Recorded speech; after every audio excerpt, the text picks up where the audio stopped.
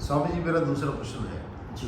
कि रोज़मर्रा की ज़िंदगी में हम घर में अपनी पत्नी के साथ, अपने बच्चों के साथ या अपने परिवार के बड़ों के साथ में जो रिश्तों में दरारें या झगड़े, उसकी वजह से मनमुटाव बनता रहता है, तो उसकी वजह से माहौल बहुत अच्छा ना रहे, तो उसको हारमोनियस या ऐसा सहज बनाने का क्या आप संदेश देना चाहिए?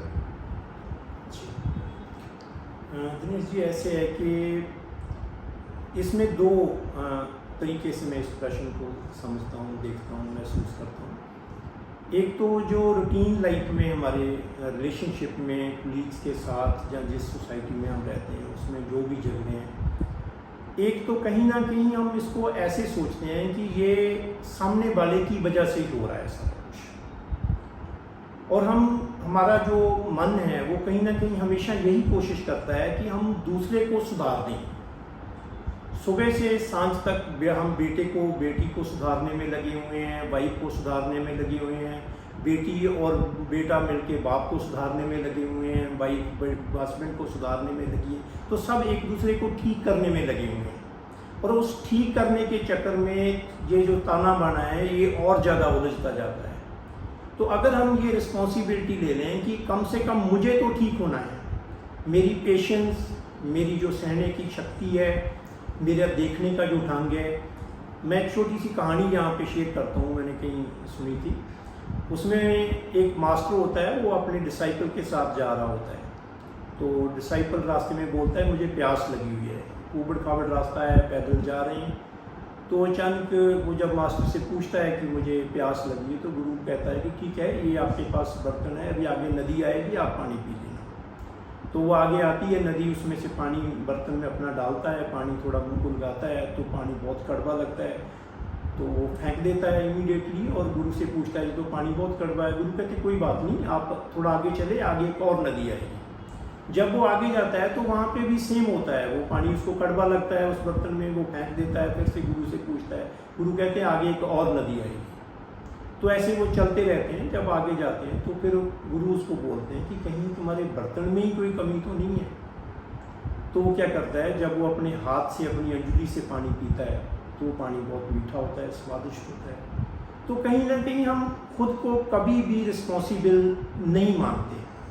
और मेरा ये देखना है कि मैंने जैसे जीवन को जिया है कि जब भी कोई लड़ाई झगड़ा, चाहे वो मेरे कलीग्स के साथ मेरा होता था, चाहे वो रिलेशनशिप में होता था, तो उसमें 99% वजह मैं ही होता था। वो 1% भी मैं अभी कह रहा हूँ, हो सकता है वो भी मैं ही हूँ। तो अगर मुझे रहना आता है, जैसे जब मेरी शादी हुई तो मैं किसी अपने फ्रेंड के घर पे गया, तो उसने मुझे बोला कि मैंने कहा ये मेरी वाइफ है, अब इसके साथ मुझे रहना है।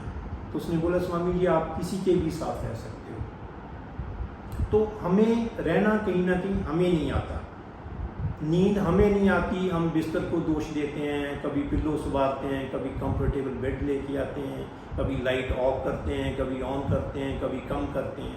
तो कहीं ना कहीं जो ताना बाना है वो हमारी ही तरफ से उलझा होता है, दूसरा कोई उसके लिए जिम्मेवार नहीं है। हम कुछ दिन के लिए ये प्रयोग कर सकते हैं कि सारी रिस्पॉन्सिबिलिटी अपने ऊपर लेके देखें।